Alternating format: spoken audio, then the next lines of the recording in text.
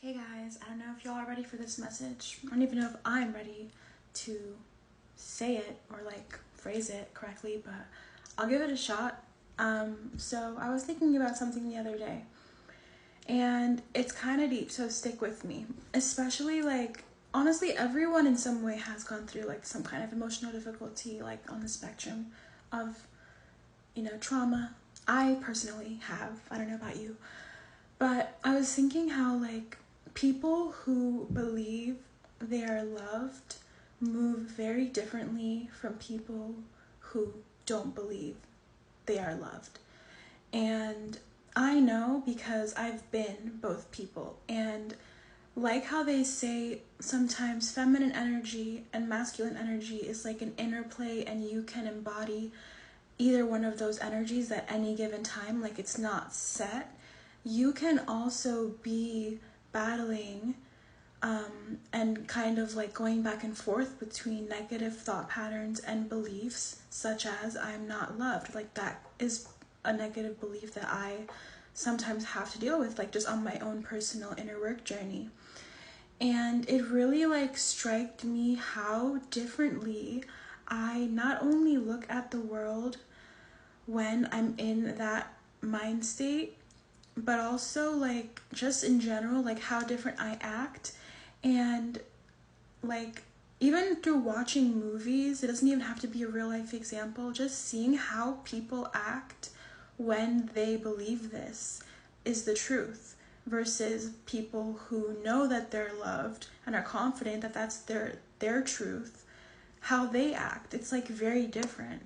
So like for example, right, I just read up on a bunch of stuff, I be on Reddit, etc. But and also obviously I've actually like do research and stuff, but like addictions is a pretty good example because a lot of addictive behaviors are rooted in like trying to self-soothe from negative beliefs about yourself, about life, like you're trying to run away from something emotionally or suppress like feelings that you'd rather not be experiencing. And one of those could be like, I'm not loved, or the world isn't a friendly place, and I don't like, it can be it could be a plethora of like negative thoughts. And the way that shows up is through addictions. It could be substance, it could be food, it could be shopping. Any kind of addictive behavior is probably rooted in like a negative self-belief. Whereas a person who believes that they're loved, like they don't have addictive behaviors, like that's not normal for them. In a scenario where there are substances or drinks or just like those whereas those things would be a temptation for other people to overindulge in, for somebody who believes that they're loved, like they don't have that same problem. Like it's not the same for them, like just their perception.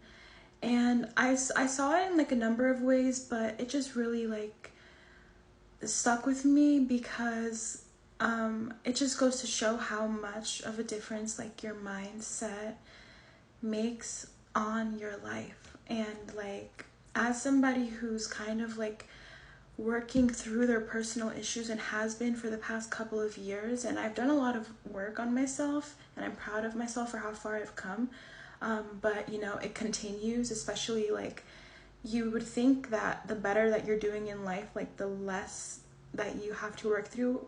And in a way that's true because you're not so much like in your primal like instincts as you were when you were in your trauma. But it's interesting how the same issues, emotionally at least, come up again, but in a different way.